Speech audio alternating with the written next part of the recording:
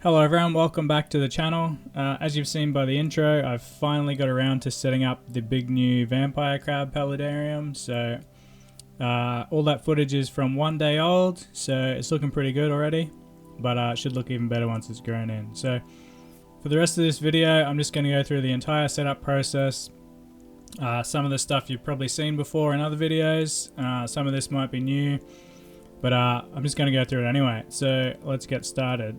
So my tank is 100 centimeters by 35 centimeters wide and 30 centimeters tall. It's quite long and quite shallow, so I've gone for a totally different approach. So rather than just spray this expanding foam into the tank on the glass, I'm going to use a little bit of a different system. So as you can see here, I've just glued my wood down, some of the stuff I want in the background, onto some black plastic, which I've made into a little sort of a frame. So basically this is going to be where I'm spraying my black foam, expanding foam onto. Annoyingly, I couldn't find black. It's hard to find, so I just got some grey stuff and I use a different method to cover it. So we'll get to that later on, but yeah, this is in my little frame. That's the wood, and then we'll just apply the expanding foam, as you've probably seen in quite a few other videos. So I'll just speed most of this up. One thing I can say is that I did use way too much foam. As you'll see, it expands huge amounts. So yeah, go sparingly if you're going to attempt this. You can always add more later. But it turned out pretty good. It just meant that I had way more carving to do. So that there is the background completed. And I also had one extra little addition which I did, which is the front water barrier. So I'll explain that in a second as well. As you can see here, this is my front water barrier. It's got the expanding foam on it ready, and I'm ready to carve it. So what I basically did was I've got my strip of black plastic here as well. This is what I'm going to be using to separate the water section from the land section. So I've just got this in the tank, and this will be siliconed in. I'll show you that in another step as well, but for now, this is what it looks like. So then the usual task of cutting it to size and then carving the foam, pretty straightforward. This is kind of a trend that everyone uses. It keeps the weight down, it's cheap, and it actually looks really good once you've got it all set up.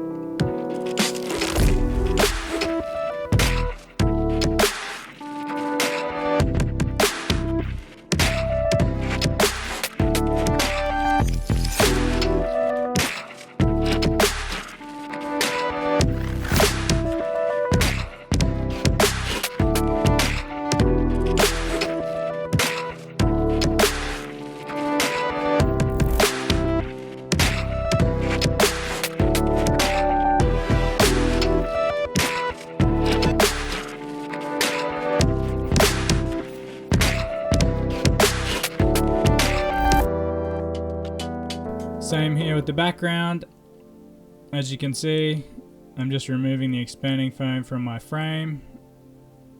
Came out quite good. Expanded quite a lot. As said, try to use less if you can. It went over my wood, but I'll carve it right back, so that's not a big issue.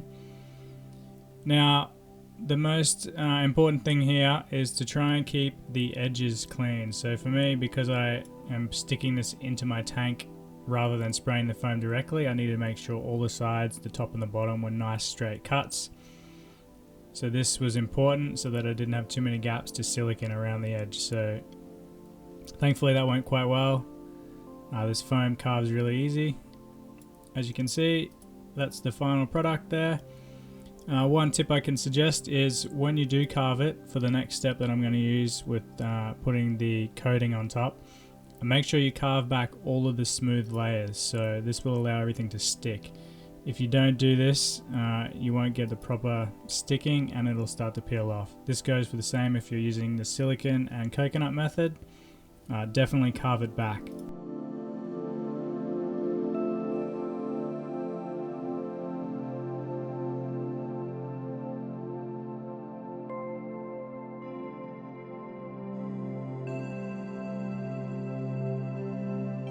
Okay, so now everything is carved. I've just got it here in my tank. basically take the two glass panels out and slide it straight in, and then run a nice bead of silicone around the edges, across the top, the sides and the back. This stops any sort of creatures and stuff getting in there. Now you'll notice here I haven't finished the coating on top, so this will be in the next step. So obviously this is all just sitting in here for now to test the sizing. As you can see, I've cut it into 3 pieces here, so left, middle and right. That was just to make it easier for me to do because I needed to make some changes. Don't need to do that if you don't want to. That was just a utility purpose. So it looks pretty good already, but it's going to look a hell of a lot better soon.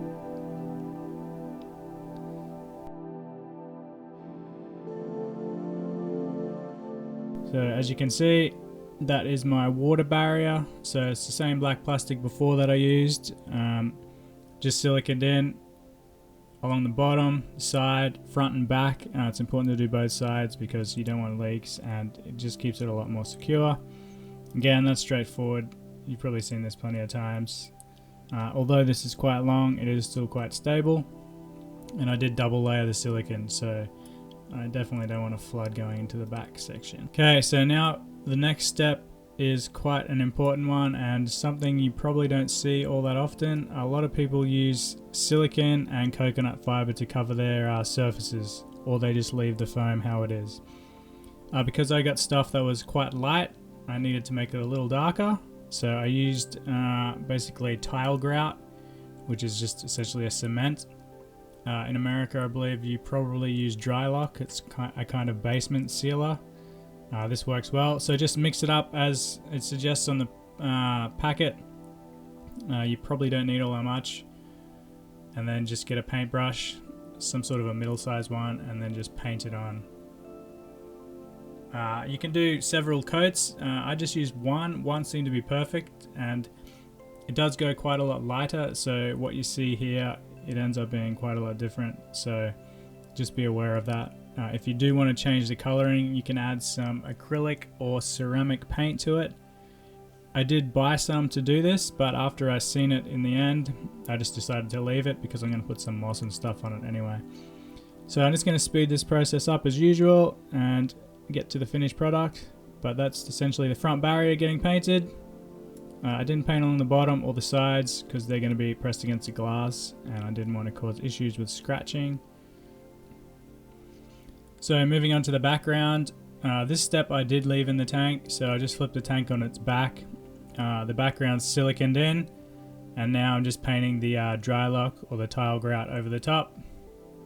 Pretty straightforward. If you get it on the glass, you can wipe it off really easy. You've got plenty of time, so don't stress too much about this. I'm painting around the wood most of the places. I probably should have used a bit bigger wood or carved it back further, but as I said, I'm going to be covering this in moss, so it wasn't too fussed on how that turned out. Again, I'll speed this section up because it does take a hell of a long time.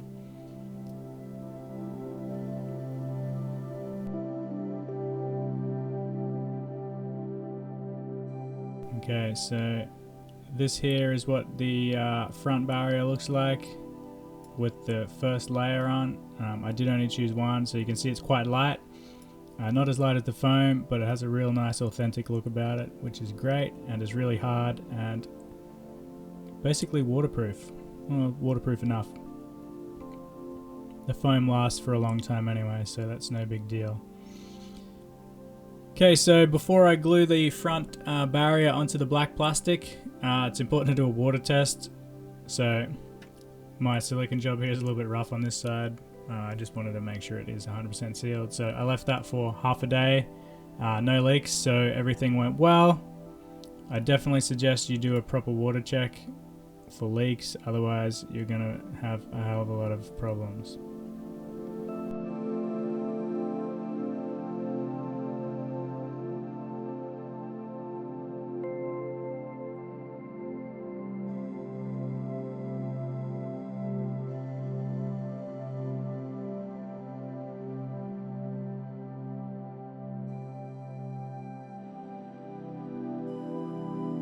Now for the next step, I said I was going to cover the background with moss, so I wasn't too worried about the colouring being quite light. So this is that step, pretty much an aquascaping step. So you've probably seen this in some other videos. Basically, it's aqua soil, small amount, not too much, a little bit of water, and then your moss. So just add it all. I'm just blending it in here in a little food processor. Just blend it all up, and then you can basically paint this onto your background.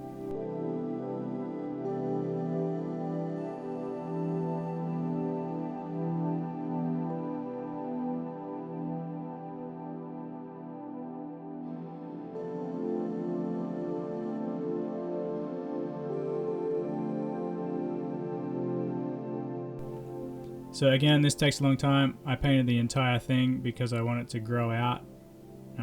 As long as your tank has got enough humidity, this will work wonders. You can do the same thing with normal moss, but I'm using aquarium moss for this.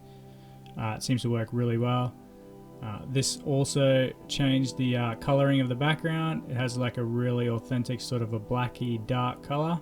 So you'll see that a little bit later on. Again, I'll speed this up because it takes forever. Now the real fun starts. So this is probably my favorite part. Most people will probably agree. So I've just got some of the clay balls for the drainage layer. You can use whatever you like. I just use these because they're cheap. Put this about an inch, maybe an inch and a half. Put a little bit of pressure on the backside, so when I clamped on the front barrier or the rock face for this, I wouldn't have to worry too much about movement on the backside. So that's why I chose to do that first.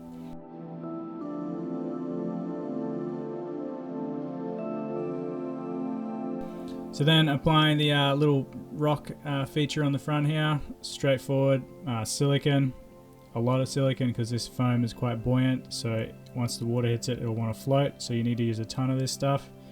I put heaps on and then I clamped it with some wire. This goes across the entire thing. There is a gap underneath, as you can see here. That was deliberate because substrate's going to go under there. I wanted a little bit more room for the substrate, and I wasn't too concerned about the gap there.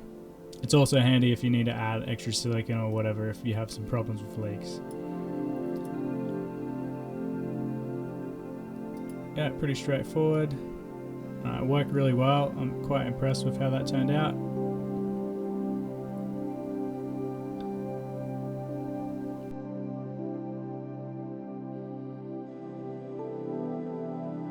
Okay, now the next most important thing here is putting down a little layer to separate the soil from going to the clay balls. I'm just using some weed matting, really cheap. I think this section here cost me about 50 cents. You can get it from just about anywhere. If you can't find it, window screening works well. Just layer it up a couple of times, and that will keep most of your soil out of the clay ball and the drainage layer. So again, really easy to put in.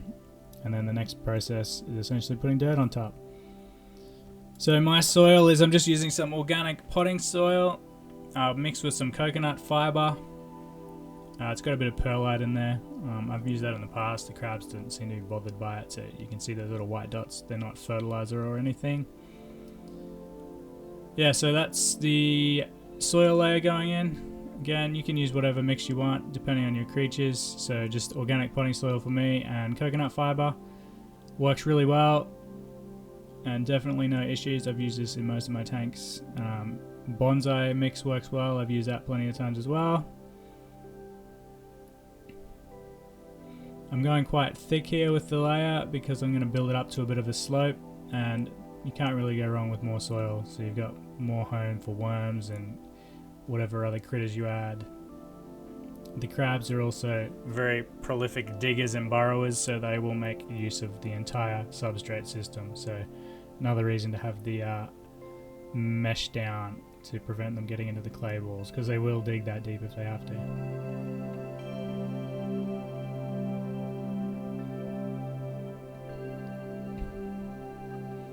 Okay, so that's my substrate layer all sorted. Slope to the back a little bit, covers up the last section of the background that I didn't cover with moss.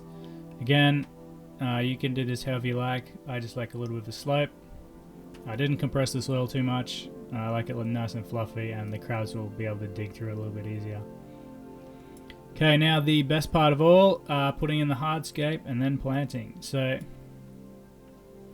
for this section, I was lucky enough to find this awesome piece of wood in the forest. You can see here it's half hollow. There's some basically hollows running right through it. Sadly, I couldn't put it in one piece, so I had to break it in two. It was a little tall and didn't fit, but it still actually turned out really good. So here I tried to keep it not quite in the center, so it's off to the side a little bit, 3/4 rule. Plus it fit well here with the background, so everything kind of worked out well.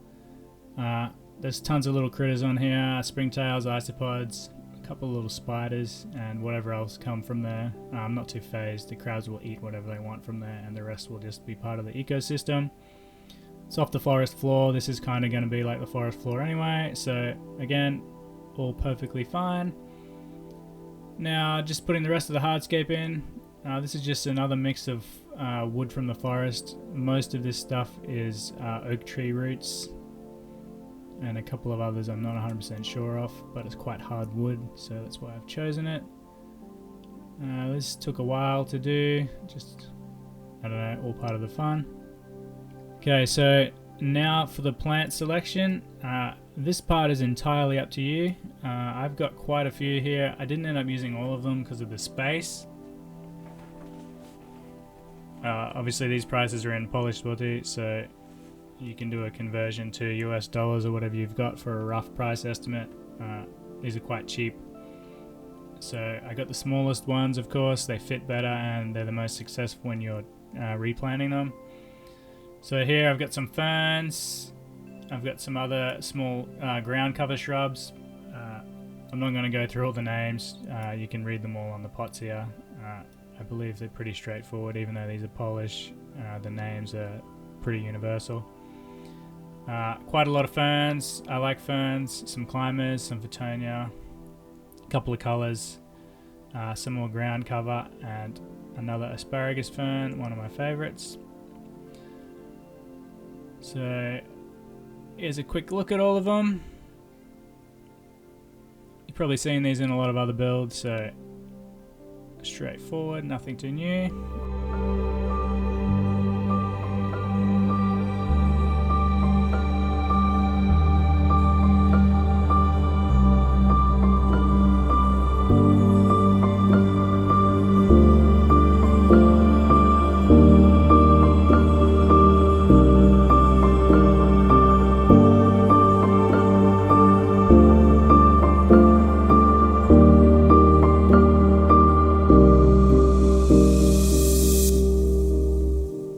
Here, this is my little addition. I found this as well in the forest when I was looking for wood. This is a old beaver skeleton or a beaver skull. It's quite a cool little piece. You'll see some close-ups of that shortly. I think it fits in there quite well, and it's all prepared well, so no danger to any of the animals. Sitting in the forest for a couple of years anyway as a skeleton, so it's definitely decayed fully, so nothing to worry about. So now it is planting time.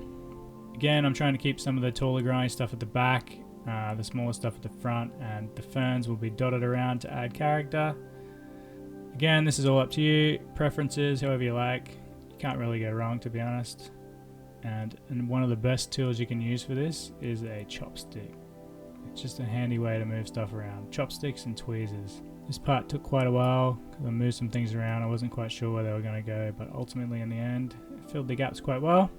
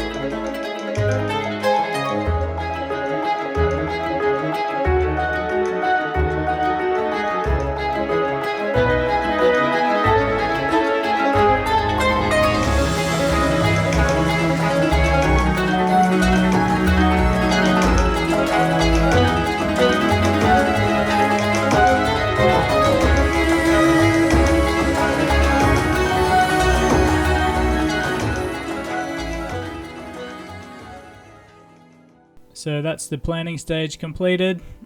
I think it came out really good. You could barely tell that it's only been a day, so that's straight after planting.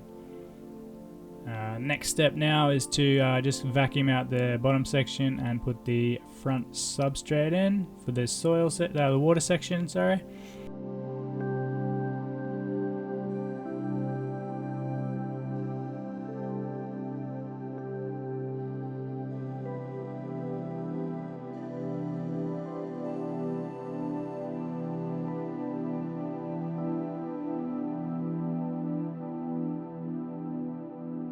So here I just used a couple of mixes of gravel, a really fine one and a slightly coarser one. I think it was 4mm gravel or something, just a mix of natural river stuff. Vampire crabs, I usually use sand, but I had a lot of trouble with the filter sucking it up and blocking the filter continually, so I went for something a little more coarse. Doesn't seem to be a problem, but I'll post future updates if there are any issues. So I think this stuff looks quite natural as well.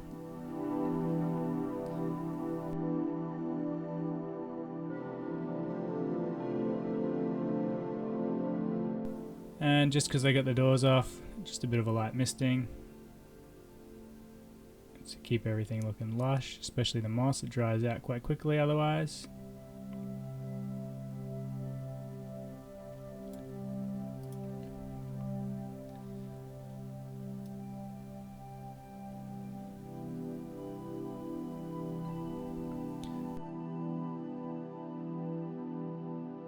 So that's the water section completed. One of the most important things is once you fill it, obviously I plant it before I fill it. It's just easier to do. It's an aquarium trick. A lot of aquascapers do it. So that process is entirely up to you what order you do it in, but I find to plant it first. So once you've added the water in, I've left this tank sit for a few days after it because I wanted to make sure that the concrete or dry lock stuff had a chance to sit and soak in the water. So you don't necessarily have to do this if you do it prior to putting this in. So I did hose it off and wash it before I siliconed it to the black divider, and then once I done that, I also left it just soaking in here as well for a couple of days. Just pH tested as well, because the cement stuff or dry lock can be a little bit temperamental with water changes or water parameters, but once you soak it and wash it and leave it for a while, it basically becomes inert, so not too many issues. So that's just something important to be aware of. Don't just put your crabs or whatever straight in there, otherwise you'll have issues. You might even kill them. So that's the water section there filled. Again, I change this every day for a couple of days, just checking the water quality. And finally, just adding some floating plants. These are basically essential. The crabs eat them. This is Salvinia. They're also really, really good for water quality. You can't go wrong with floating plants. So you'll probably also notice here that I haven't got a heater or a filter in the tank at the moment. So I'll be adding these once I've got the crabs in. I'm just going to use a standard aquarium heater here for the water section. About as nano as I could get, so it doesn't need to be big. This is only about 5 liters, this section here in total. And also for the other heat component, because this tank is quite long, I can't use an under mat, so under the tank heat mat. It's just too heavy and I can't get enough airspace under there, so I'm using one on the side. It'll be on the left hand side. It's one of the last things I applied.